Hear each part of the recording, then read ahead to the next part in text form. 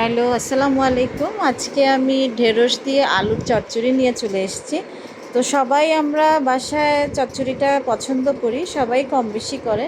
তো আমার মনে হলো যে আমি যেভাবে চচ্চড়ি করি সেভাবে করে আমি একটু সবাইকে দেখাই যে কিভাবে করে ঢেঁড়স এবং আলু দিয়ে চচ্চড়ি করে। যেমন শীতের সময় আলু, শিম, টমেটো এগুলো সব দিয়ে আমি একটা চচ্চড়ি করি, মেখে বসাই দিই। তো আমি এই ঢেঁড়স দিয়েও আজকে আলু দিয়ে ঢেঁড়স দিয়ে মেখে চচ্চড়িটা বসাই দিব। আলু আমি যেমন দেখেছেন তো আপনারা যে ঢেঁড়সগুলো আমি লম্বা লম্বা করে কেটে নিয়েছি এবং আলুগুলো বেশ লম্বা করেই কেটে নিয়েছি।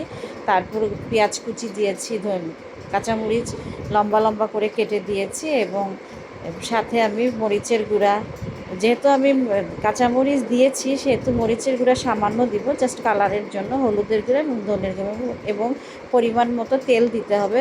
খেয়াল রাখতে হবে চচ্চড়ি যেহেতু একটু তেলটা বেশি দিলেই ভালো, যাতে একটু পোড়া পোড়া ভাব থাকে। আর চচ্চড়ি তো একেবারেই পানি দেওয়া যাবে না, একেবারে ভাপে ভাপে এই চচ্চড়িটা হবে। এত আর কি মজার একটা চচ্চড়ি, এভাবে মেখে তরকারি বসাবেন, যে কোনো তরকারি দেখবেন খুব স্বাদ হয়। তো আজকে আমার চচ্চড়িটা আপনারা দেখেন আমি সুন্দর করে সব মশলা দিয়ে মেখে এখন চচ্চড়িটা আমি বসিয়ে দিলাম, ঢেকে দিচ্ছি। কিছুক্ষণ 10 মিনিট পরে আমি আবার এসে দেখলাম, দেখেন খুব সুন্দর একটা কালার চলে এসছে এবং চচ্চড়ি থেকে হালকা হালকা পানি বের হচ্ছে, যেহেতু সব আলু দেওয়া আছে, ঢেঁড়স দেওয়া আছে, সেই সবজিগুলো থেকে এরকম অল্প অল্প পানি বের হতে থাকবে এবং সেই অল্প পানি দিয়েই চচ্চড়িটা রান্না হবে। এখানে আমি কোনো রকমের পানি অ্যাড করব না, ভাপে ভাপেই ঢেঁড়সও সিদ্ধ হয়ে যাবে এবং আলুও খুব সুন্দর মতো সিদ্ধ হয়ে যাবে। তো দেখেন আমি আবার খুব সুন্দর করে নেড়ে চেড়ে দিলাম। এখন কিছুক্ষণ ঢেকে রাখার পর আবার উঠলাম, দেখেন কি সুন্দর কালার হয়ে আসছে ঢেঁড়স চচ্চড়িটা। অবশ্যই আলুটা অ্যাড করবেন, চচ্চড়ির ক্ষেত্রে যখন আলুটা দেওয়া হয় তখন খাবারের টেস্টটা একেবারে স্বাদ ভিন্ন হয়ে যায়। তো আজকে আমি চাইলে টমেটোও দিতে পারতাম, যেহেতু ঢেঁড়স দিয়েছি আমি আর টমেটোটা অ্যাড করিনি। আমি সেম এই রকম করেই আমি শিমের চচ্চড়িও করি। আবার দেখা যায় অনেক সময় অনেক সবজি থেকে যে ফুলকপি থাকে, পাতাকপি থাকে, সেগুলোও আমি এরকম একেবারে শুকনো শুকনো করে চচ্চড়ি করে ফেলি। আমার পরিবারের সবার খুব পছন্দের একটা খাবার।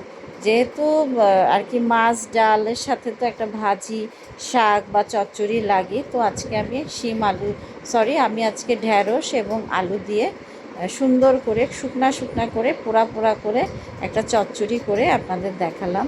আমার এই রেসিপিটা আর কি আপনারা ফলো করবেন, দেখবেন এত টেস্টি একটা খাবার, খাবারের ডিশের মধ্যে একটা স্পেশাল ডিশ হয়ে যাবে। আপনি চাইলে গেস্ট আসলেও এই চচ্চড়িটা রান্না করে দিতে পারেন। খুব সুন্দর একটা কালার চলে এসছে, দেখেন আলুগুলো খুব সুন্দর মতো সিদ্ধ হয়ে যাচ্ছে। তো আবার আমি একটু ঢেকে দিব, কিছুক্ষণ নাড়াচাড়া করে খুব সুন্দর করে ঢেকে দিব। একটা পোড়া পোড়া শুকনা শুকনা ভাব থাকবে চচ্চড়িটা।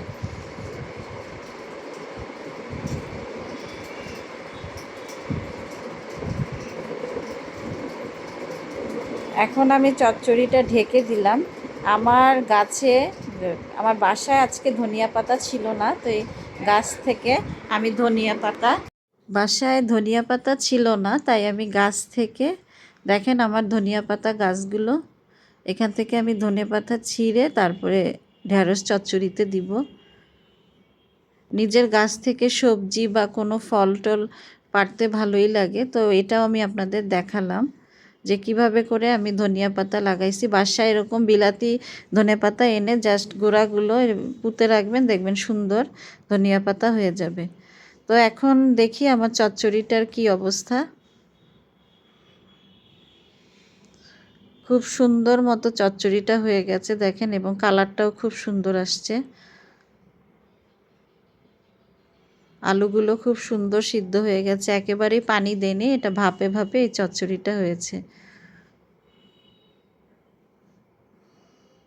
তো আমার চচ্চড়িটা হয়ে গেছে, এখন আমি আবার একটু নেড়ে চেড়ে ঢেকে দিয়ে প্রায় এখন কমপ্লিট। এখন আস্তে আস্তে করে আবার একটু নাড়াচাড়া দিয়ে